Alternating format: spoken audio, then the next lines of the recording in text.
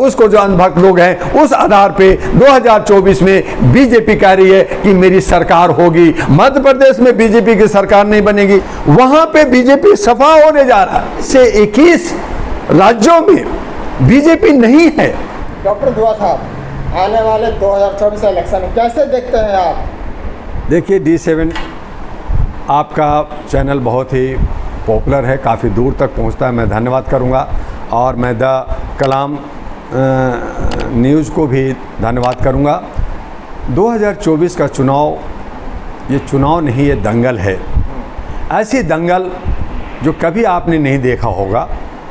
एक तरफ एनडीए जहां कह रही है कि मैं 56 इंच का सीना रख करके एक शेर हूं, मोदी ही मोदी हूं, मोदी के नाम पे सब लोग वोट देते हैं।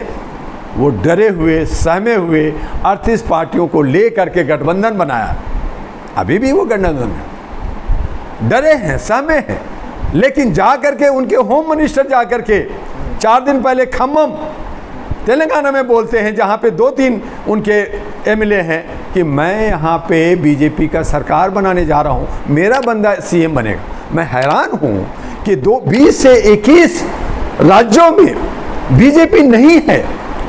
5 राज्यों का चुनाव होने जा रहा है नवंबर-दिसंबर में, वहां पे बीजेपी सफा होने जा रहा है। वहां पे तेलंगाना में बीजेपी की सरकार नहीं बनेगी, मध्य प्रदेश में बीजेपी की सरकार नहीं बनेगी, राजस्थान में दोबारा कांग्रेस आ रही है, छत्तीसगढ़ में दोबारा कांग्रेस आ रही है। आपका सिक्किम में जो आपने मणिपुर में जो गेम खेला, उसकी वजह से वो नाराज इतना है कि आपको एक सीट क्या एक वोट भी देने के लिए तैयार नहीं है। तो 5 राज्य आपके पास नहीं होगा। 20-21 आप पहले से गायब हो, 25 से 26 हो गया, 29 में आप उत्तर प्रदेश और गुजरात के दम पे 1-2 जगह आधे अधूरे हो, उनके दम पे आप कहते हो कि मैं भारत पे राज करूंगा, मैं 15 अगस्त को आकर के झंडा फहराऊंगा लाल किला पे। किस दम? लेटेस्ट रिपोर्ट आया दुआ साहब, 304 सीटें लेके आ रही है एनडीए, और वो सरकार बनाने की अभी लेटेस्ट सर्वे आया है। ये सब जो है बिके बिकाए हमारे गोदी मीडिया, पेड मीडिया और साजिशतन। तब मैंने कहा कि ये सब लोग जो है, ये जो अब तंत्र मंत्र कर रहे हैं, ये तांत्रिक काम कर रहे हैं, ये लिलीपुट लेके घूम रहे हैं, ये उस्मानी पत्थर लेके घूम रहे हैं, और उस आधार पे ये कह रहे हैं कि चाहे कुछ भी हो जाए, ईवीएम मशीन मेरा है, मैं उसको बदल दूं, मैं उसको खरीद लूं, मैं उसको उठा पटक कर दूं, मैं कुछ भी कर दूं, मैं फू मार दूंगा और हमारे सारे ईवीएम मशीन में खाली कमल ही कमल होगा। तो ये जो भ्रम लेकर के जा रहे हैं, और उसको जो अंधभक्त लोग हैं उस आधार पे 2024 में बीजेपी कह रही है कि मेरी सरकार होगी। और दूसरी तरफ जो इंडिया गठबंधन बना है 26 लोगों का, वो भी घमंड में, उसके अंदर भी आरएसएस के लोग घुसे हुए हैं, उनको भी तोड़ रखा है, उनको भी बांध रखा है, उनको भी ज्ञान नहीं आ रहा, वो भी होश में नहीं आ रहे हैं। तो वो भी कहीं ना कहीं लड़खड़ाए हुए हैं। अब रह गई तीसरा की बात कर रहे हैं, तो तीसरा मायावती, बाकी जो बचे कुछ हैं उनको सहारा रास्ता ही नहीं मिला। मैं किधर जाऊं या क्या करूं? अकेले भी नहीं, हम उनको रास्ता देना चाहते हैं, हम उनको सलाह देना चाहते हैं, लेकिन वो भी दिग्भ्रमित है। तब डॉक्टर दुआ ने 222 पार्टियों को लेकर के नेशनल ग्रीन अलायंस, राष्ट्रीय महागठबंधन लेकर करके, और 268 एनजीओ को, 240 सिविल सोशल मीडिया को लेकर के हम मैदान में उतर रहे हैं। और मैं 542 कैंडिडेट उतारूंगा, और इनको चाहे एनडीए हो, चाहे इंडिया हो, चाहे दूसरा कोई हो, ये मेरी बड़ा गठबंधन, जो किसी का भी 222 गठबंधन नहीं है, ये 222 गठबंधन पूरी ताकत लगा करके इनको 272 नहीं पहुंचने देंगे। यानी कहने का मतलब यह है कि न एनडीए की सरकार होगी, न इंडिया की सरकार होगी, न ही हमारा जो है दूसरे का होगा।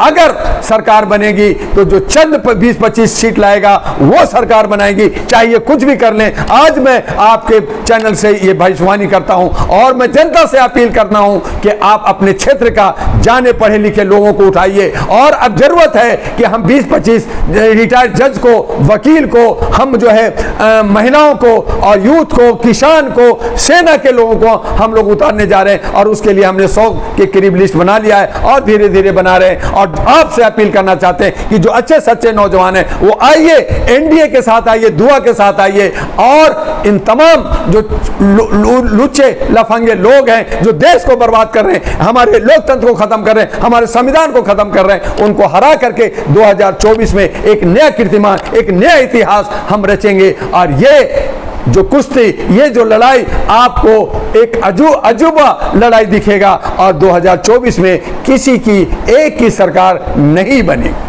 क्या लगता है 2024 में महंगाई बेरोजगारी का कोई मुद्दा रहेगा?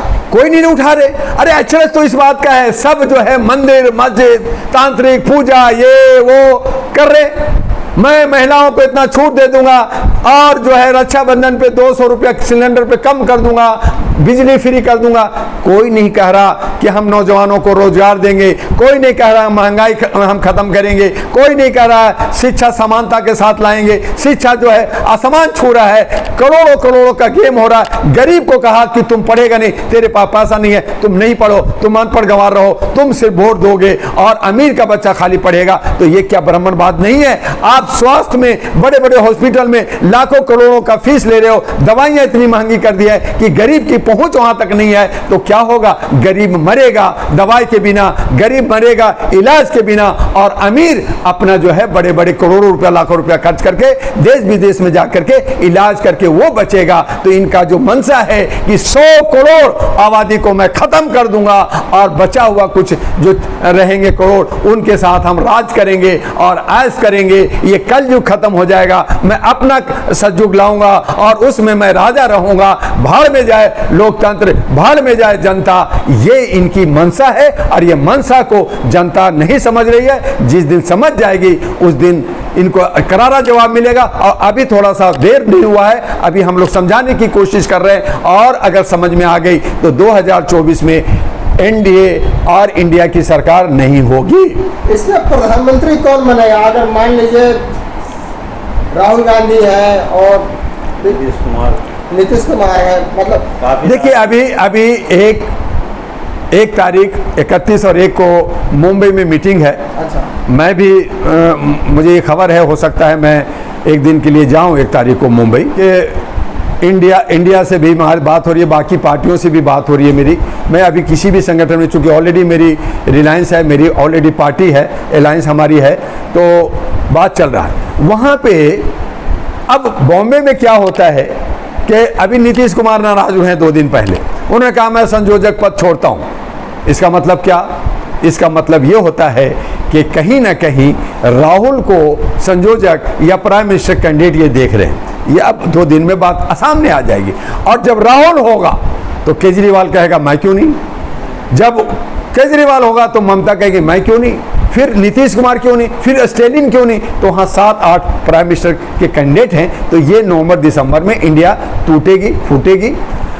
मैं जो समझता हूँ रह गया एनडीए का, वहाँ पे एक ही व्यक्ति है जो मोदी है, तो वो अपने हिसाब से चल रहा है। लेकिन उनके खिलाफ जनता है, उन्होंने बेरोजगारी बढ़ाई है, उन्होंने हमारे रोजगार नौजवानों को नहीं दिया, उन्होंने शिक्षा नहीं दिया। वो मेन मुद्दा से भटक करके मंदिर मस्जिद कर रहे हैं, कभी जो है राम मंदिर, कहीं जो है ज्ञान व्यापी, कभी मथुरा, कभी जो है ताजमहल, कभी कुछ और हो रही है। लोकतंत्र को राजतंत्र में ले रहे हैं। तो इसलिए मेरा कहना है, मेरा मानना है कि चाहे ये कितना भी जोर लगा लें, कितना भी तंत्र मंत्र कर लें, कितना भी उस्मानी पत्थर ले आएं, लेकिन बीजेपी 2024 में हारेगी, ये मेरे को पूरा विश्वास है।